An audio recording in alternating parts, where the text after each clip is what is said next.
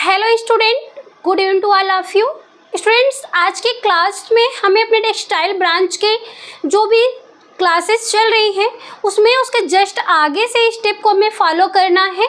जो हम पढ़ रहे थे अपने जो फाइबर हैं, रेसे हैं, उनके क्लासिफिकेशन को एक एक सीक्वेंस से करके हम आगे बढ़ रहे थे। आज की क्लास में हमें डिस्कस करनी है प्राणिज जगत से प्राप्त होने वाले जो जीव हैं उनमें से हमने ऊन को पढ़ लिया था। आज की क्लास में हमें रेशम को पढ़ना है, यानी कि जंतु जगत से प्राप्त होने वाला जो रेशा है वो रेशम।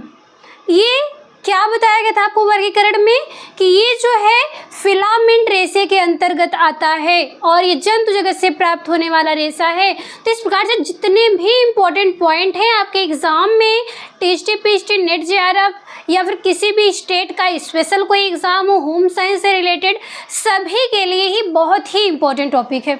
इसलिए आप लोग एक एक पॉइंट को ध्यान से सुनते जाइएगा और उसके नोट्स को भी आप खुद से लिखते जाइएगा जो यहाँ पे पॉइंट टू पॉइंट आपको बताया जा रहा है। ठीक है, चलिए अपनी क्लास की हम शुरुआत करते हैं। देखिएगा, सबसे पहले हम बात करते हैं इसमें रेशम की जो इंग्लिश होती है आपको सिल्क होती है, ये देखने को मिलेगा। रेशम और सिल्क दोनों याद रखिए, कॉमन सी बात है। ये प्राप्त कहाँ से हो रहा है हमें उसके बारे में हम डिस्कस करेंगे। प्राकृतिक जगत का रेशा है। वर्गीकरण हमने किया तो दो वर्गीकरण किया था, एक प्राकृतिक जगत से प्राप्त होने वाला रेशा और दूसरा कृत्रिम जगत से प्राप्त होने वाला रेशा।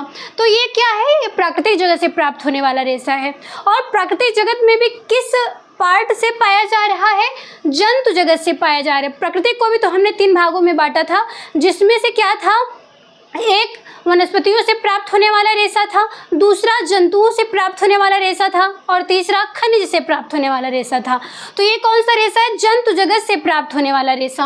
आगे देखिएगा कि अगर ये जंतु जगत से पाया जा रहा है तो ये प्रोटीन युक्त रेशा है।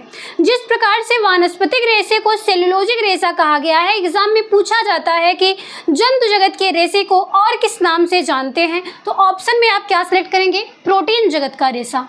आगे देखिएगा, अगर ये प्रोटीन जगत का रेशा है तो कौन सा प्रोटीन फाइबर में पाया जाता है? जो सिल्क फाइबर है इसमें कौन सा प्रोटीन पाया जाता है? तो वो है फाइब्रिन नामक प्रोटीन पाया जाता है। आगे देखिएगा, हमने देखा कि ये जो रेशम है ये जंतु जगत से प्राप्त होने वाला रेशा है। अब आप ये देखिएगा, एग्जाम में पूछा जाता है कि जंतु जगत से प्राप्त होने वाला रेशा जो सिल्क है वो किस कीड़े से प्राप्त होता है, उस कीड़े का नाम क्या होता है? तो आप दो चीज़ देखने को पाते हैं, कहीं कहीं पे कोकून लिखा हुआ मिलता है लेकिन इसका ओरिजिनल क्या है? बॉम्बेक्स मोरी होता है। देखिएगा, जो ये कीड़ा है, जीव है, इसका नाम क्या है? बॉम्बेक्स मोरी। इसका नाम आप ध्यान रखिएगा, भूलिएगा मत, बहुत ही इंपॉर्टेंट पॉइंट है। टीजीटी के एग्जाम में खास करके ये पूछा जाता है कि जो ये जीव है रेशम का, उसका कीट का नाम क्या है? तो है बॉम्बेक्स मोरी। आगे देखिएगा, इसका पालन पोषण कहाँ किया जाता है, इसकी खेती किस प्रकार से की जाती है? अब आप सोचेंगे कि वो कीड़ा है तो उसका खेती किस प्रकार से किया जाएगा? इसका मतलब है कि इसके उत्पादन की जो प्रक्रिया की जा रही है, देखिएगा इसका जो पालन है वो शहतूत के पेड़ पर होता है। एग्जाम में पूछा जाता है कि बॉम्बेक्स मोरी कीट या फिर रेशम के कीट या फिर कोकून की जो खेती होती है वो कहाँ पे पाला जाता है? तो आप क्या करेंगे? ऑप्शन में सिलेक्ट करेंगे शहतूत के पेड़ पर इसका पालन पोषण किया जाता है। अगर शहतूत के पेड़ पे है तो खाता क्या होगा? ये शहतूत की पत्तियों को खाता है। एक एक पॉइंट टू पॉइंट कहानी की तरह याद रखिएगा इसको। जो इसकी पत्तियां हैं उसको खा करके इसको भोजन के रूप में वो ग्रहण करता है। इसकी जो खेती की जा रही है, शहतूत की खेती की जा रही है, शहतूत के पेड़ों पर ही बॉम्बेक्स मोरी का पालन पोषण किया जा रहा है, इसकी पत्तियों को ही वो खा रहा है।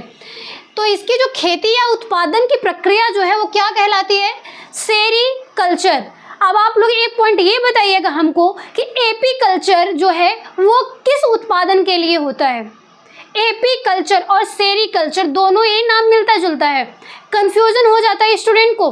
देखिएगा, जो सेरीकल्चर है वो रेशम के उत्पादन के लिए शहतूत की खेती की जाती है जिसमें बॉम्बेक्स मोरी नामक कीट का पालन पोषण किया जाता है, वो क्या है? सेरीकल्चर है। लेकिन जब आप मधुमक्खियों का पालन पोषण करते हैं शहद की प्राप्ति के लिए, वो क्या कहलाता है? एपीकल्चर कहलाता है। आगे देखिएगा, ये सेरीकल्चर के बाद जब इसका उत्पादन किया जा रहा है, खेती की जा रही शहतूत के पेड़ की, तो इसमें जो है जो ये जंतु उस पे पल रहा है, कीट इस पे पल रहा है, उसमें गोंद भी पाया जाता है। गोंद का नाम क्या है? सेरेसिन। एग्जाम में पूछा जाता है रेशम में पाए जाने वाले गोंद कौन से होते हैं, तो आप सेलेक्ट करेंगे सेरेसिन। 2 पॉइंट इंपॉर्टेंट है। प्रोटीन कौन सा पाया जाता है? फाइब्रिन प्रोटीन पाया जाता है। गोंद कौन सा पाया जाता है? सेरेसिन गोंद पाया जाता है। आगे देखिए, इसका जो प्राप्ति है, सबसे पहले इसकी प्राप्ति कब हुई? नवपाषाणकालीन युग में ही इसकी प्राप्ति हो गई थी। इसके पीछे एक बहुत ही बड़ी कहानी है। जो इसकी कहानी है वो एक रानी से संबंधित है। इसकी कहानी आप लोग सुनेंगे तो एकदम आसानी से याद हो जाएगा आपको। इतना पॉइंट टू पॉइंट आपको तो नोट हो गया, आपने नोट कर लिया और इसको याद भी कर लिया कि ये क्या क्या चीज़ें हैं। अब आप ये सुनिएगा कि इसकी जो जन्मदाता देश इसका माना गया है वो है चीन। अब आप ये सोचिए कि चीन क्यों माना गया? अगर इसमें कोई कहानी कही जा रही बताई गई है तो वो कहानी जो है चीन से ही जुड़ी होगी। अगर चीन इसका जन्मदाता देश है तो कहानी भी तो चीन से ही जुड़ी होगी। तो ध्यान से कहानी को सुनिएगा। ये जो चीन है, चीन के जो राजकुमारी हैं, चीन की अभी प्रेजेंट टाइम में नहीं, उस समय में जब नवपाषाणकालीन युग में रेशम की खोज हुई थी, उस समय चीन में जो राजकुमारी थी वो अपने बगीचे में टहल रही थी। जब वो अपने बगीचे में टहल रही थी तो वो एक चाय पी रही थी एक कप में। बगीचे में टहलते हुए वो चाय पी रही हैं, उनके कप में सहतूत के पेड़ों से एक कीट आकर के गिर जाता है। जब कीट आकर के गिर जाता है वो सोचती है उसे निकाल के बाहर फेंकने के लिए चाय से, तो ये देखती हैं कि जब वो कीट उस गर्म चाय में गिरता है तो गर्म चाय जो है उसमें से बाहर निकालते समय कीट में एक लसदार पदार्थ, लसीला पदार्थ जैसा निकलता है। ठीक है, तो यहाँ से उन्होंने देखा कि जो कीट है उससे एक चमकदार रेशा प्राप्त हो रहा है, तो यहाँ से ही रेशम की जो है खोज मानी जाती है। एग्जाम में आपकी पूछा जाता है। अब आप ये सोचें कि हमने इस कहानी को क्यों बताया, इंपॉर्टेंट तो ये सारी चीज़ें हैं। एग्जाम में आपके पूछा जाता है कि इस रेशम की जो खोज हुई चीन के द्वारा हुई, चीन की जो रानी है उनका नाम क्या है, तो आप उनका नाम लिख लीजिएगा, सी लिंगची। यहाँ पे देखिए,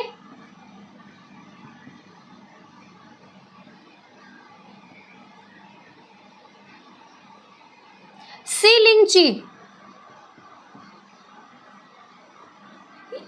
ये आप नोट कर लीजिएगा।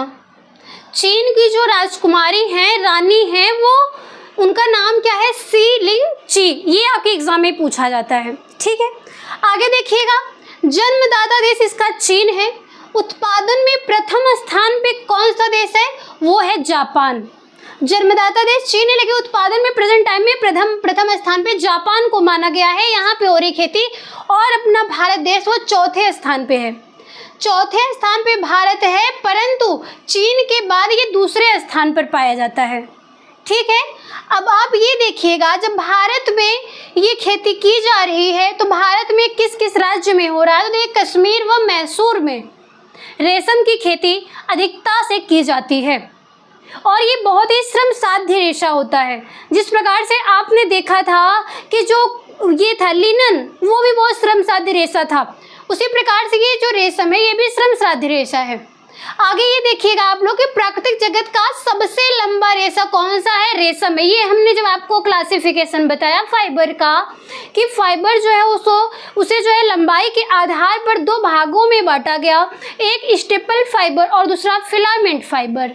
यानी कि एक स्टेपल रेशा और एक फिलामेंट रेशा। स्टेपल मतलब जो छोटे आकार के रेशे हैं जिनका मापन हम इंच में करते हैं, फिलामेंट रेशा जिसका मापन हम किस पे कर रहे थे? मीटर में कर रहे थे। तो उसी फिलामेंट में जो है सभी कृत्रिम जगत के रेशे आ रहे थे, लेकिन प्राकृतिक जगत का जो एक रेशा है वो क्या है? रेशम है। आगे देखिएगा, इसका मापन आप किस में कर रहे थे? मीटर में कर रहे थे। आगे देखिएगा, जो कीट है इस कीड़े की जन्म प्रक्रिया क्या है? जन्म की प्रक्रिया इसकी 4 अवस्थाओं में होकर के गुजरती है। अंडा है, लार्वा, प्यूपा और मोथ।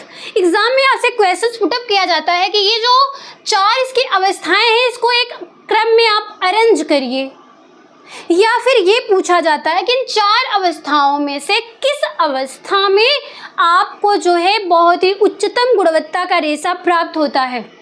तो इसमें देखिएगा जो अंडा है, लार्वा है, प्यूपा है और फिर मोथ है। मोथ मतलब कीड़ा होता है। अंडे से लार्वा निकला, लार्वे से वो प्यूपा बना और प्यूपा से वो मोथ बना, यानी कि वो एक तैयार कीट प्राप्त होता है मोथ की अवस्था में। तो जो इसमें जो आपको रेशा प्राप्त होता है वो प्यूपा की अवस्था में होता है। इस प्यूपा की अवस्था में जब ये कीट पहुंचता है तो ये अपने सिर को जो है झकझोरता है। इसका कीट आप लोग फिगर में देख लीजिएगा, थोड़ी सी एक छोटी सी वीडियो इसमें आपको ऐड करके दिखाई जाएगी, वो देख लीजिएगा।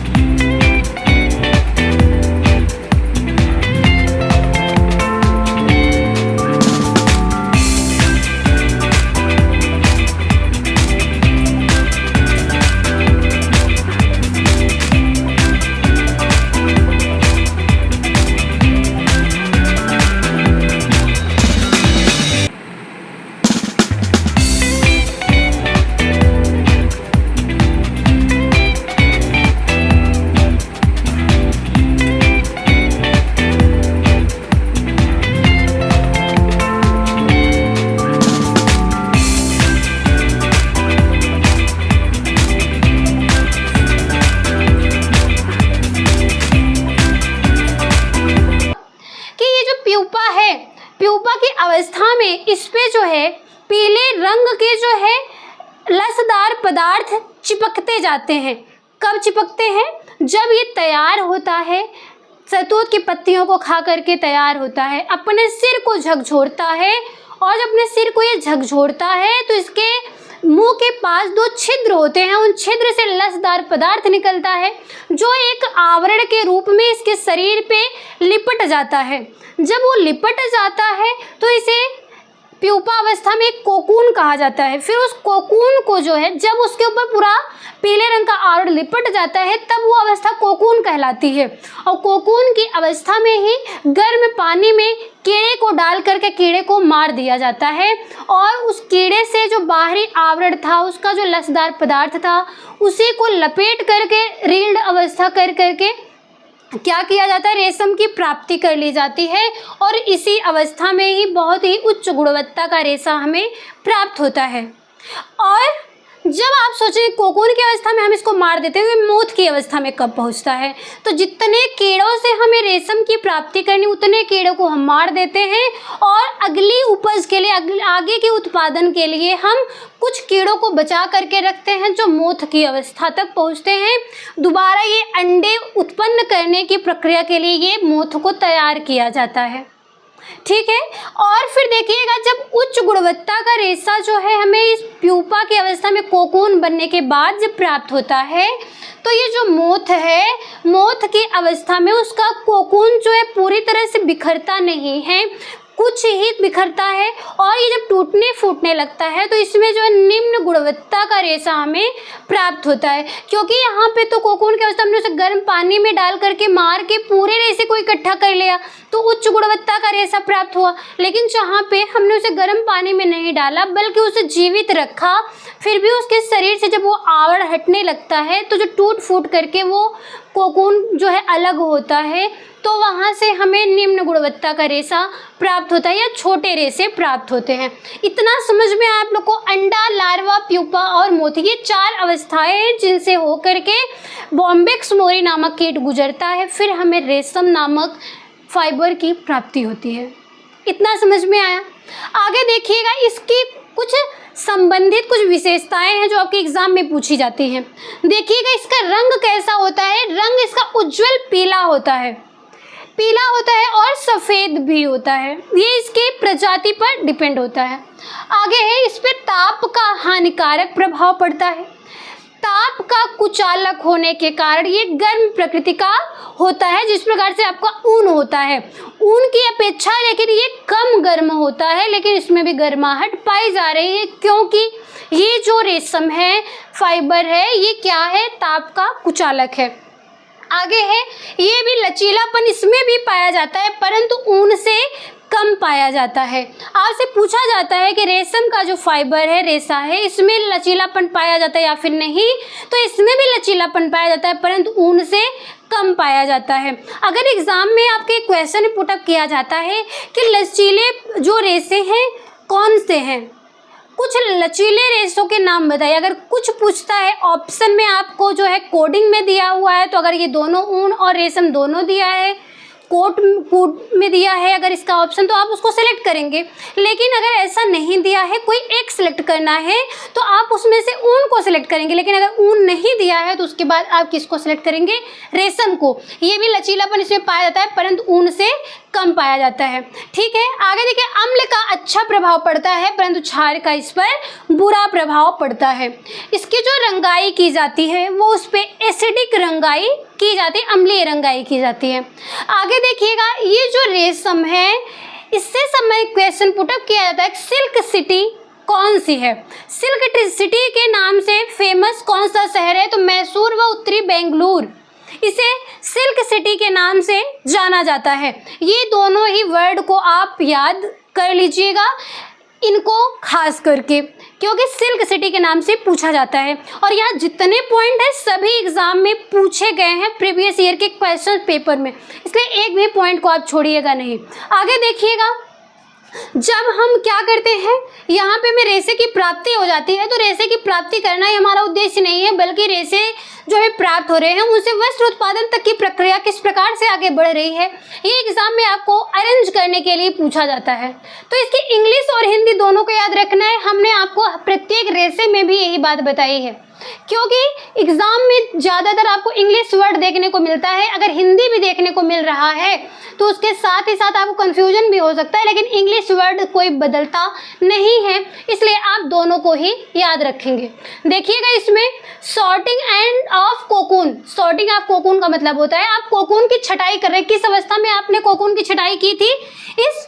ये जो है प्यूपा अवस्था है इसकी, ये जो प्यूपा अवस्था थी, इसी प्यूपा अवस्था में ही क्या किया था आपने? कोकून की छटाई की थी। किस प्रकार से किया था आपने? गर्म पानी में कीड़े को डाल करके, गर्म पानी में आपने उस कीड़े को डाल दिया तो उसके ऊपर का जो कोकून है वो छट करके अलग हो जा रहा है। सॉर्टिंग ऑफ कोकून मतलब कोकून की छटाई कर लेते हैं, फिर स्काउरिंग करते हैं। स्काउरिंग का मतलब है शुद्धिकरण करते हैं। इसके बाद ब्रशिंग, ब्रशिंग मतलब उसको ब्रश करते हैं, ब्रश कर करके आप उसको अलग कर लेते हैं। इसके बाद है स्पिनिंग। स्पिनिंग का मतलब है कताई करना। आप उसे कताई करते हैं, कब करते हैं? जब आप जो है कोकून को छांट करके अलग करते हैं, गर्म पानी में डालने के बाद उसको ब्रश करते हैं शुद्धिकरण के बाद, फिर उसको आप रील्ड प्रक्रिया करते हैं, यानी कि उस रेशे को आप लपेट लेते हैं। इसके बाद कताई करने के बाद आपको क्या प्राप्त हो जाता है? धागा प्राप्त हो जाता है। इसके बाद है डिगमिंग प्रोसेस। डिगमिंग प्रोसेस का मतलब है कि आप इसमें से गोंद को हटा देते हैं। गोंद इसमें कौन सा पाया जा रहा था? सेरिसिन नामक गोंद पाया जा रहा था। यहाँ पे आपको बताया गोंद इसमें सेरिसिन नामक गोंद पाया गया है। और प्रोटीन कौन सा पाया गया था? फाइब्रिन प्रोटीन पाया गया था। एक एक पॉइंट को याद रखिएगा। स्पिनिंग के बाद आपने डिगमिंग प्रोसेस किया। डिगमिंग प्रोसेस का मतलब होता है कि आप उस रेशे से गोंद को हटा रहे हैं, और जब रेशे से आप गोंद को हटा देते हैं उसकी 30% उसका भार जो है कम हो जाता है। एग्जाम में पूछा जाता है कि गोंद को हटाने के बाद रेशे की जो वजन है वो कितना % कम होता है, तो ऑप्शन में 30% आप सिलेक्ट करेंगे। ठीक है, आगे देखिएगा। इससे ब्लीचिंग की जाती है, विरंजन की प्रक्रिया की जाती है, जिससे इस पे जो दाग धब्बे हैं वो हट जाएं। आगे डाइंग प्रोसेस किया था, यानी कि रंगाई की जाती है। रंगाई के बाद प्रिंटिंग की जाती है, छपाई की जाती है। इसके बाद वेटिंग प्रोसेस इस पे किया जाता है। वेटिंग प्रोसेस इसमें क्यों किया जा रहा है? जब आपने देखा कि इसमें जो है गोंद पाया जा रहा है, गोंद को हटाने के लिए हमने डिगमिंग प्रोसेस किया। डिगमिंग प्रोसेस के बाद इसका वजन जो 30% कम हो गया है, तो रेशा बहुत ही हल्का हो जाता है। इसके लिए हमें वेटिंग प्रोसेस करना पड़ता है। किस लिए? इसके वजन को बढ़ाने के लिए। वजन एवं भारण प्रक्रिया के नाम से भी इसे जाना जाता है। आगे देखिएगा, ये रहा आपका क्या? रेशम से वस्त्र उत्पादन तक की प्रक्रिया। आगे देखिएगा, रेशम के प्रकार कितने होते हैं, यानी कि रेशम कितने प्रकार का होता है। तो इसमें देखिए, एक है वाइल्ड सिल्क, दूसरा है कल्टीवेटेड सिल्क। इस वाइल्ड सिल्क का मतलब है स्वनिर्मित, यानी कि जो स्वयं से हमें प्राप्त हो रहा है, और कल्टीवेटेड मतलब जो हम उत्पादन कर रहे हैं, खुद से उत्पादन कर रहे हैं, वो कल्टीवेटेड सिल्क हो गया। इंग्लिश नाम भी याद रखिए और हिंदी नाम भी याद रखिए। वाइल्ड सिल्क स्वनिर्मित, कल्टीवेटेड सिल्क उत्पादित रेशा। ठीक है, आगे देखिएगा, जो ये वाइल्ड सिल्क है इसके 3 भाग हैं। वाइल्ड सिल्क के कितने भाग हैं? 3 भाग हैं, जिसमें से सबसे पहला है मूंगा।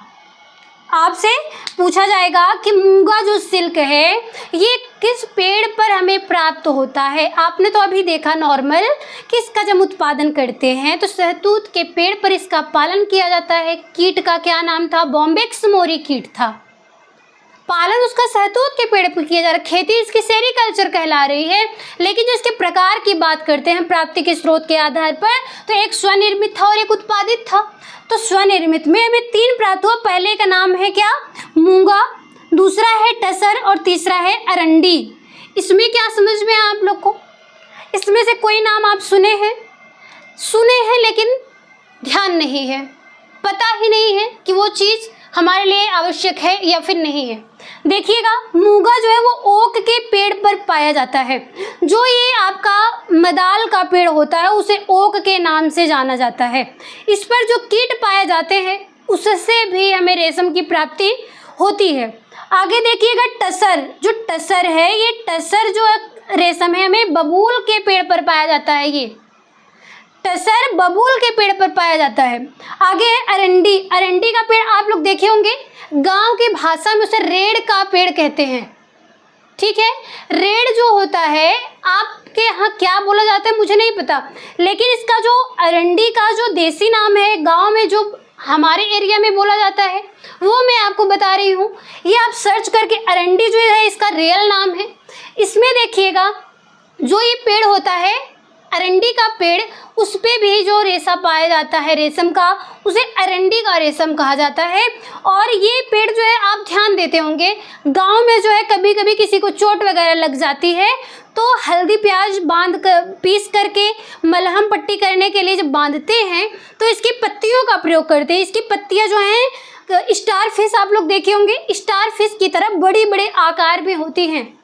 तो चोट पर जो है हल्दी प्याज बांधने के लिए उसी पे लगा करके इस पत्ती को ढक करके बांधा जाता है, जिससे कि वो जो है जो मटेरियल लगाया जा रहा है चोट पर वो गिरने ना पाए, क्योंकि इसकी पत्ती बड़ी होती है इसलिए इसका प्रयोग किया जा रहा है। तो वो पेड़ अगर आप देखें हैं तो उस पे जो कीट का पालन किया जाता है उसे क्या कहता है, अरंडी सिल्क के नाम से जाना जाता है। और ये जो 3 सिल्क हैं ये हमें स्वनिर्मित प्राप्त हो रहे हैं, इसका पालन हमें करने की आवश्यकता नहीं होती है। अगला है कल्टीवेटर सिल्क जिसका हम उत्पादन कर रहे हैं। इसमें एक है लपेटा हुआ ऊन और दूसरा है छोटा या कटा हुआ ऊन, कटा हुआ रेशम, सॉरी मैंने ऊन बोल दिया, लपेटा हुआ रेशम और दूसरा छोटा या कटा हुआ रेशम।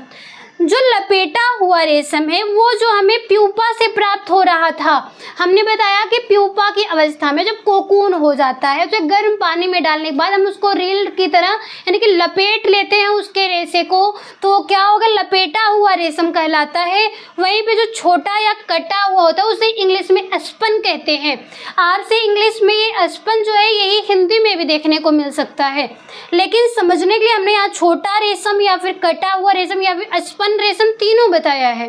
तो ये तीनों नाम आप याद रखिए। ये जो है हमें कहाँ से प्राप्त हो रहा, मोथ से प्राप्त हो रहा था, यानी कि जब वो कीट जो है पूरी तरह से तैयार हो गया था, मैच्योर हो गया था, इस अवस्था में हमें जो रेशम की प्राप्ति हो रही है। क्योंकि हमने जिस कीट को नहीं मारा है तो उसके ऊपर जो कोकून था वो जब स्वयं से धीरे धीरे छोड़ता है गर्म पानी के बिना ही, तो उससे जो टूट फूट करके हमें रेशे प्राप्त होते हैं उसे स्पन रेशम के नाम से जाना जाता है। आई होप ये जो भी टॉपिक हमने बताया आपको इस क्लास में आप अच्छे से इसको समझ पाए होंगे। तो आज की क्लास को हम यहीं पे कंप्लीट करते हैं, मिलते हैं आप लोग से हम नेक्स्ट टॉपिक के साथ नेक्स्ट क्लास में। तब तक के लिए धन्यवाद।